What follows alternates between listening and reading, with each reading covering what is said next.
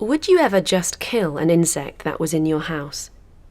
Well, in my career, I have killed millions of insects as part of my work, because you have to collect them because you can't name them or describe them or work on them unless you kill them.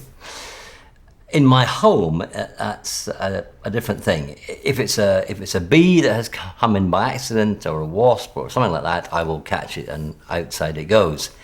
Fleas, however, if you have a cat and you don't control the fleas, are a bit of a pest, and I will definitely get rid of the fleas.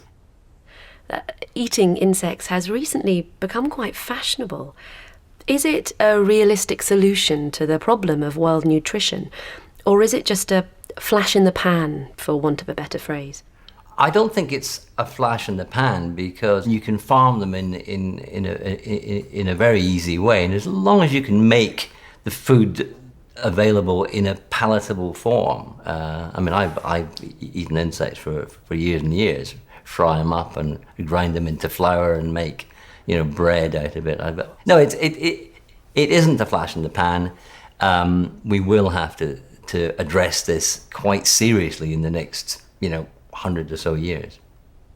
Why do we not eat insects in Europe?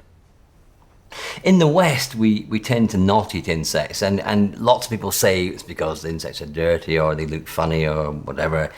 It's actually not anything to do with those things. It's about ecology. It's about a thing called optimal foraging theory, which simply says if you use up more energy collecting food to feed yourself and your family than you get back from eating it, it won't happen. It's not a thing that will occur in that area of the world. So in the West, where it's cold and insects are relatively small, it's not a very sensible idea. However, in hot countries where insects are larger and swarm and can be collected very, very easily, and that's anywhere from Mexico, Japan, South America, any of these countries, it makes sense. It's very easy to harvest enough food in a relatively short time, half an hour, which will provide a sizable meal. And it's a thing that we've been doing as a species for 1 million years. If you were trying to convert someone to insect eating, what would be the first thing you would cook them? Well, you would have to make the food appealing and interesting and attractive. So I would start with a mealworm snack. Roasted mealworms, awfully good. How often do you cook insects? As often as I can. I cook insects as often as I can. I like to open audiences' eyes to the possibility of eating insects. We eat prawns, we eat lots of things, snails. Insects are essentially flying prawns. Okay, they tend to be smaller.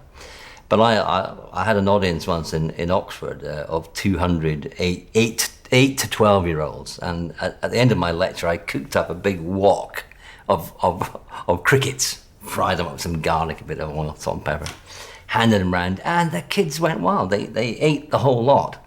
From the back of the audience came a mum with a face like thunder. She came down to the front of the auditorium and said, "My son's just eaten 6 crickets." I went, "Yeah, and your point is?" She was, "At home, he doesn't even eat broccoli." And I said, well, clearly it's the way you cook your broccoli.